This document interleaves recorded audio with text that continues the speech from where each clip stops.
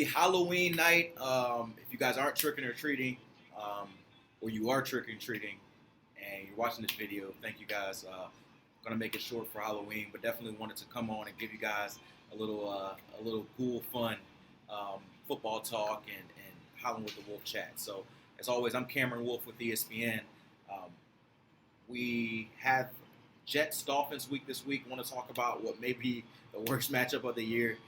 I also have an Inside the Locker Room Halloween special kind of treat for you guys about Halloween costumes. I kind of made some asks around the locker room to see about different Halloween costumes they've had and players, and I'll share with you guys some of the fun Halloween costumes, including a player who had to dress up as a Frozen character, which he wasn't a fan of. So I want to talk about that and why I think this week is probably the most scariest week, the scariest week for Dolphins fans who are trying to tank and trying to get that number one pick with the Jets coming to town. So as always, fire away questions if you're interested.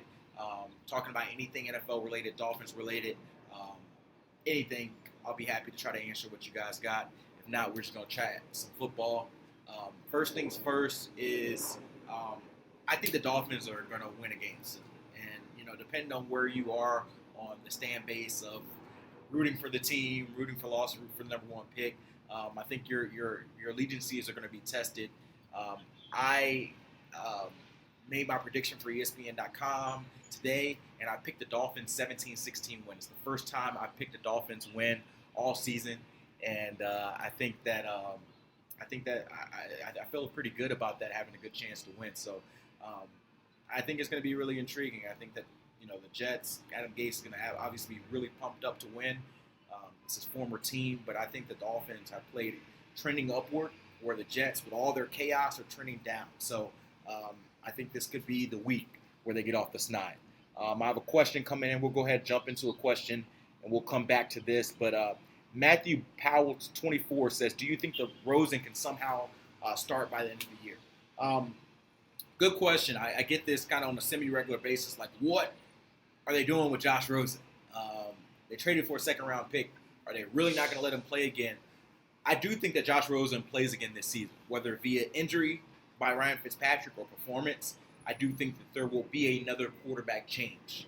That being said, I do think the Dolphins are going to let Ryan Fitzpatrick ride this wave as long as he is playing decent.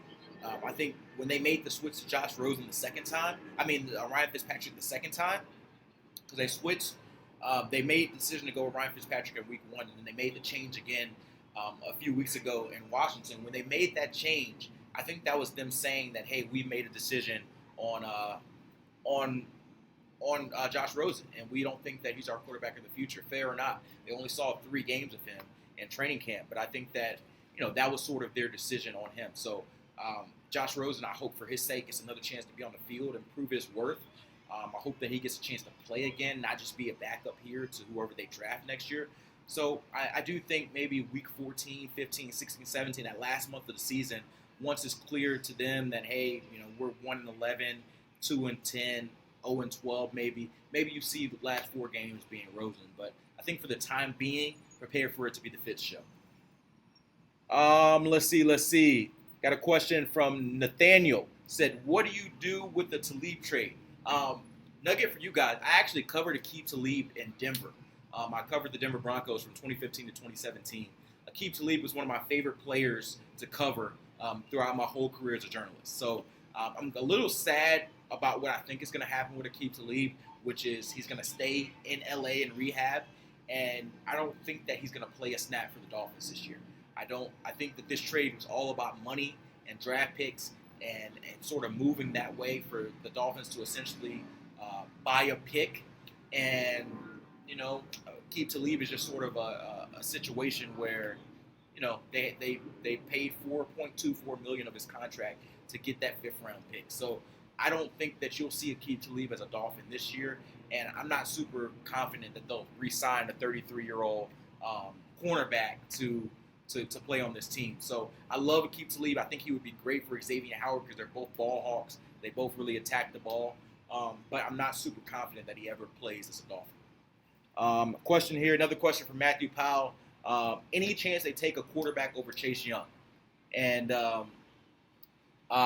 yes, I think that there's a chance, very minuscule, but I think more likely than not, they take a quarterback because you've been waiting for a quarterback to replace Dan Marino for what 20 years, and that position more than any other position changes your franchise, and that's what you're looking to do in this rebuild. You're trying to reshape your franchise. So I think that Tua, whether it's Tua, who I think is most likely option, Joe Burrow, who's getting a lot of steam. Devon Gottschall loves Joe Burrow. He tries to tell us every chance he gets that he's next. Justin Herbert from Oregon is the other guy out there. I think those are your number one, number two, and number three most likely options for the Dolphins to draft.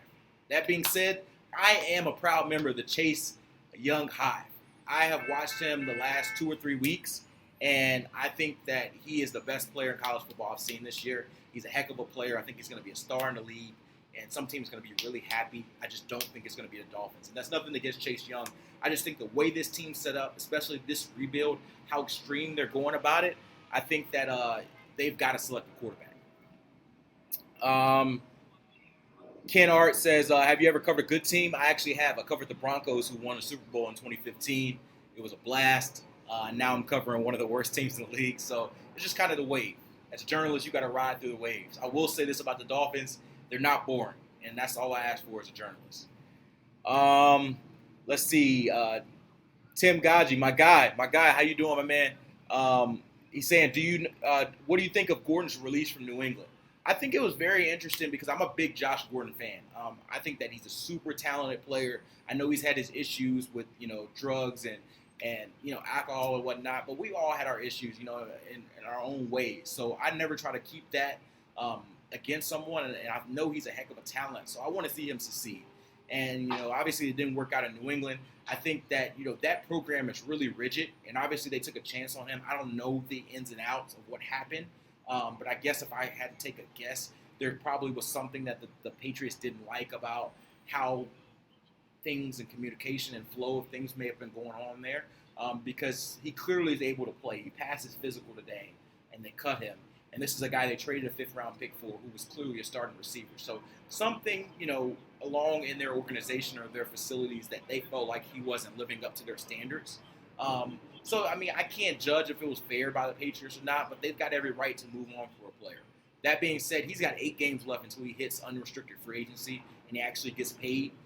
So I hope he lands on a team where he can ball out. The Dolphins have the number 1 waiver wire pick, and I mentioned this on Twitter earlier today. They could be a team that says, hey, maybe we think that he's a value player. But I'm not super, on pins and needles thinking that'll happen because the one reason you would want to do it is to get a comp pick next year, a compensatory pick, if he leaves in free agency. But the Dolphins are expected to be really active in free agency, so I don't think they would get that pick even if he did sign.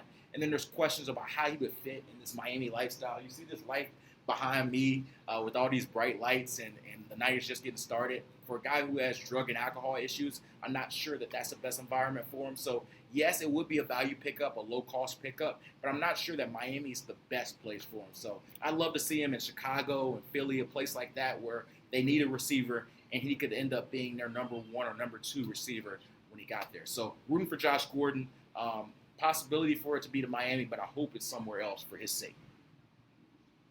Let's see. Answer a few more of these questions, and I'll hop back into the topics for the day. Sports fan DJ18 says, is the team morale still high even with losing? I'll say this. I wouldn't say the team morale is high, but I'll say for 0-17, you would be surprised at the vibes in the locker room. There's nobody that's moping around. There's players who, say losing sucks, and they don't want to be a part of a losing year. But I think for the most part, you've got players who understand the situation or are trying to fight through opportunities. I talked a lot on this platform about Vince Beagle, a guy who got traded from the Saints to the Dolphins a week before the season started, and he's pumped. He's one of the Dolphins' leading sack players. So there's players who have got positive vibes out of this, and I think the fact that they're more competitive. They've led at halftime the last 2 weeks. They played the Washington Redskins where they should have beat them. That's 3 games against teams where they very easily could have won. I think that increases morale because you know that you're fighting. You know your brothers beside you are not going to let you quit on the season. So I wouldn't say locker room morale is high, but I think it's better than some places. I think locker room morale is higher than it is in the New York Jets right now. It's higher than it is with the Cincinnati Bengals right now. It's higher than it is with Washington right now. So I think in comparison, they're probably higher than a lot of teams. Let's see. Trender95 said, I saw a mock draft on PFF today. They had Tua fall into Charger at 10. Do you think he could fall? No, absolutely not. He will have some critics in the pre-draft process, and I'm not like all in on Tua as God, which a lot of some of the local reporters here have that perspective. But I will say that the question marks he'll have is his durability. Obviously, he's had 2 ankle surgeries. Can he make those passes outside of the Alabama scheme? He has NFL receivers and NFL offensive line. Those are questions that he won't be able to answer this season. He'll have to answer that when he actually gets to the NFL, and maybe through the combine. So, but I think he's QB1, and I would be shocked, absolutely shocked, if he's not one of the top 3 picks in the NFL draft. Do I like Jalen Hurts? Nathaniel asks. I do like Jalen Hurts, but I don't think that he's a first-round pick. I do think that he's had a really good jump, but how much of that is the Oklahoma scheme? It kind of reminds me of how Dak Prescott was as a prospect coming out of Mississippi State. He ended up being a 3rd-round pick, and I think that Jalen Hurts, if he continues to ascend the way he is, he can be a mid-round pick for a team that's hoping to get the Dak Prescott out of Jalen Hurts. Jason Leisure, my guy. If the Jets are leading in the 4th quarter, what are the chances Adam Gase onside kicks? Give your answer from 100 to 105%. 106%, Jason Leisure, that Adam Gase is going to try to run up the score in some way. We both know Adam Gase from covering him last year. I was joking with Jesse Davis in the locker room earlier this week about Adam Gase. He said he's pretty sure Adam Gase is going to try to run the score up on them. They just got to try to run the score up on Gase before they get it. So Gase is, we talked to him earlier this week, and he tried to downplay the Miami reunion. And we'll talk about Gase now. Thank you, Jason. It's a good transition. But Gase tried to downplay this Miami reunion, talking about, I had a good time there, and I'm not really worried about that. Adam Gase had this game scheduled. Don't let him fool y'all. He wants to win this game badly. And I'm sure that he's got some plans up his sleeves, whether it's trick plays, whether it's an onside kick like Jason mentioned. Adam Gase really is going to go all out to win this game. So you're going to get a focused and intense and a aggressive Adam Gase. And I wouldn't be surprised if he does something that you look at and like, why did he do that? So if for some reason the Jets get up big and they start running away from this game, don't expect Adam Gase to take his foot off the pedal. That's just not in Adam Gase's nature. Let's see. Dolphin Daddy 30 says, do you see them keeping Rashad Jones after this year? No. Rashad Jones is gone as soon as the league year starts. His contract is set to pay him, at least in cap space, $17 million last year and next year. I just don't think they bring him back. He's kind of been in and out of the lineup this year. He's a 31-year-old safety. I think this is no doubt Rashad Jones' last year as a Miami Dolphin. K Grice 7 says, "Gotta let me slide to that Midtown high rise. Come through, man. Come through.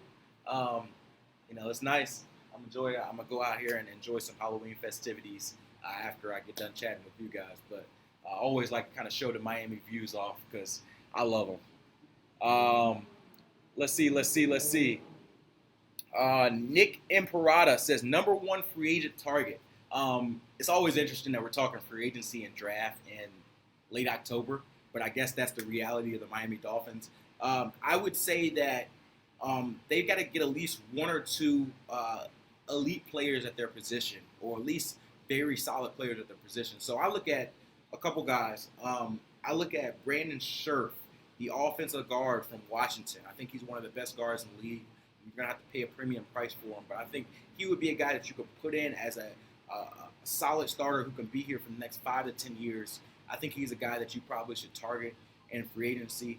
And then when you look at the defensive side of the ball, I think I would be really interested in trying to find what I saw as a difference maker in the front 7. And whether that's a player like Leonard Williams from the Jets, whether it's a pass rusher like a Vic Beasley that came from Atlanta, if you think that he can have a bounce back year, someone that you feel like can be a game changer on that defensive front. So I think you need one player on the defensive front and one player in the offensive line, and that's who would be my top two targets or top two position group targets free agency for free agency. Nostradamus, I talked about Josh Gordon a little earlier.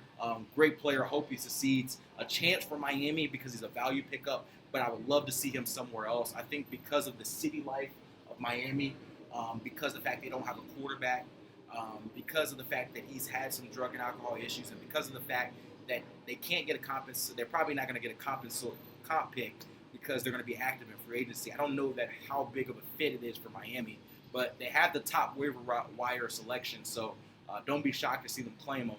I just hope that they let him go and he lands on somewhere that may be a little better fit for him. Let's see. I'm going to answer one or two more of these, and then I'm going to give you guys we talked about Gase a little bit. We talked about why I think the Dolphins are going to win. I'm going to give you guys my Halloween fit story from inside the locker room, and then we're going to bounce out of here. So I got a couple questions. What would you be if it weren't Ryder for ESPN? That's a good question, man. I will tell you guys, like, I had a couple careers that I thought I was going to do before I was in journalism. I thought for a little bit I was going to be a lawyer because I like to argue about a lot of stuff, including sports. And then I realized that wasn't for me. You know, I saw kind of the process and law school and all that different stuff, and that wasn't it. And then I thought, you know, I watched Jerry Maguire, and I was like, I'm going to be a sports agent. That's what I'm going to do. That's going to be my vibe. I'm going to show me the money type guy. So I thought about that, and I realized you probably got to go to law school for that too. And, you know, that is very few people at the top of that industry, and a lot of people who are just working their way up. And I realized that wasn't for me either.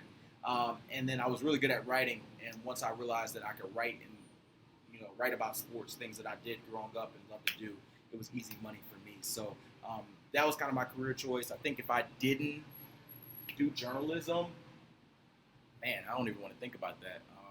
I hope I wouldn't have a 9-to-5. That's something that I definitely never want to do in my life. You know, maybe, hopefully I'll own my business. Own a business of some sort. That's probably what I'd say. Good question, though. I'll have to think about that a little bit more. Any opinion yet on the coaching staff? It seems to be improving every week. Oops, that's my house. I actually think this is a decent coaching staff, and I think over the last few weeks I've been really it's weird to say because they haven't won any games, but I've been really impressed with this coaching staff as it's going on because I think that they clearly have the least talent in the NFL, and they found a way to almost win games in the last 3 weeks. And I know almost doesn't get you anything, but I think I've seen this team get up every week, which is hard for a winless team to do. And I've seen some of the chops from the coaching staff, whether it's the offensive play calling for Chad O'Shea, whether it's, you know, I know everybody gets on Brian Flores with the 3rd and 20 call, and it was a terrible call, don't get me wrong, but I think I've seen some chops from him too. So I'm actually trending up on the coaching staff, and I think that when they get real talent here, I think we're going to have something with this coaching staff. So that's what I think as of year 1. We'll see. Check back year 3 if I still feel the same way. But I'm actually feeling positive about this staff. Halloween fits. Keep asking your questions. I'll finish up this session with questions. But I definitely wanted to share you guys some Halloween fits. It is Halloween day, so I felt like it was my job as the reporter that you guys need to talk to the players about Halloween fits, what they're wearing, what they've worn, that sort of thing. And I've come away with a few stories that I can tell you. First things first. I don't have kids. Some of you guys probably have kids. But you probably know when kids ask you to do stuff that you don't want to do. That's a situation that Dolphins receiver Jakeem Grant had to deal with, and that he's dealing with probably right now. I was talking to him in the locker room, and he said that he's going to have to be what he called the horse from Frozen initially. I checked with my wife because she's the Frozen executive of our family, and she said that it's actually probably the reindeer, I guess Seven, who is the person who he was referring to. But he has two daughters who are going to be princesses from Frozen. Probably one's Elsa. I don't know what the name of the other one is, but I'm guessing the other one's going to be the other one. And they told him that he was going to be the horse or the reindeer. His other son is being Mario, so his son asked him to be Luigi. He was cool with Luigi, but his daughter, they put their foot down and said, no, you're being the reindeer. So guess what Jakeem Grant is being today for Halloween? The reindeer. And he was not happy about that. Players in the locker room were laughing. Jake Rudolph's beside him. Albert Wilson, Devontae Parker, they're all laughing about how he's got to be the reindeer from Frozen. But that's his lifestyle. So he's a speedster on Sundays, but he's got to be a reindeer on Thursday night. So that's one that was really funny to me. Another one that we actually got to see in the locker room, Michael Dieter, the rookie offensive guard out of Wisconsin, had a Lederhosen, hope I pronounced that right, on from the Oktoberfest. So he puts on a Lederhosen. It's looking like a real, lumberjack. And he's walking through the locker room, and you see, players, Jerome Baker's laughing at some of the offensive linemen. He's a really good sport about it. He was embracing it. He wasn't tripping, but he had a full fit on. And Michael Dieter's a big guy, so he was filling that boy out good. So that was hilarious to me. I know a lot of the rookies had to wear fits. I know the rookie offensive lineman had to wear fits, so that was his. Not everybody wore a fit. I was asking a few guys in the locker room. Josh Rosen said he has never done a Halloween fit. I don't know if I believe that, but he said that they played a lot of games in college during Halloween, so he never got a chance. But he said I'm guessing as a kid he grew up as something, but since college and I guess in the pros, he said Halloween hadn't been his thing. Jerome Baker said the same. He said he hadn't really done anything for Halloween. He wasn't planning to do anything for Halloween. So there wasn't a lot of stuff going on there. For Fitzpatrick, I suggested that he just be Ryan Fitzpatrick for Halloween because that in its own is worth, just rocking in itself.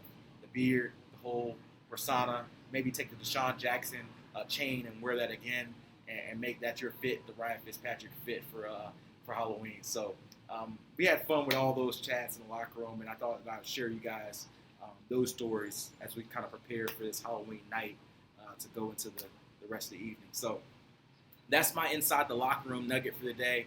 I'm going to answer a few of you guys' questions, and I'm going to go ahead and bounce. As always, thank you guys for joining this chat. I think that this is always a fun way for me to kind of communicate with you guys on a casual perspective and, just give you guys a little insight on what I know and don't write about or don't talk about on TV and hear what you guys want to talk about. Try to hopefully answer some of your questions. So 2 more questions I've got. I'll answer these and any last-minute ones, and then I'll bounce out 2 favorites they've asked me. One, they've asked me who my favorite reporter is. I see that's tough. I don't want to offend anyone. But I will say I'll break it up in 3 different categories. My favorite person, and I'll just pick ESPN people because that's my outlet. I think Adam Schefter deserves a lot of credit for being the best newsbreaker in the game. And I think I have a lot of respect for him because part of my job is breaking news. Not all of my job, and I don't know if I'd ever want to be a full-time newsbreaker, but I've seen him work. I've seen the time he puts in and the effort and how much focus he puts in on that perspective. And I love that grind. And I think that he's super helpful. One thing that you guys don't see, he's super helpful with young people. When I first got the ESPN job, he was the first person to reach out to me via DM. And I knew him because he covered the Denver Post, and we had talked before. But he reached out to me for via DM and said, "Man, congratulations to the team. Here's my number. I'm excited to see you on the squad." And like for him, the guy that has 7 million Twitter followers, has everything else going on, and reach out to me, that meant a lot. And we've had so many conversations throughout the process of him helping me, we communicating on different stories, everything like that. So I think that he and his role is super dope.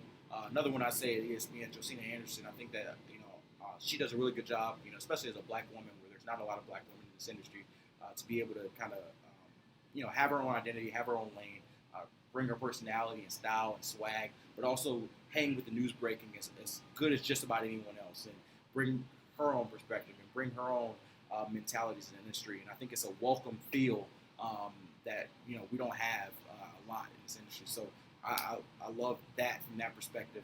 And I guess one person that I say just kind of from the creativity perspective of ESPN is Mina Kimes, and I've worked with her a few times on podcasts. And, she's really good at writing features. That's how I got to know her early on.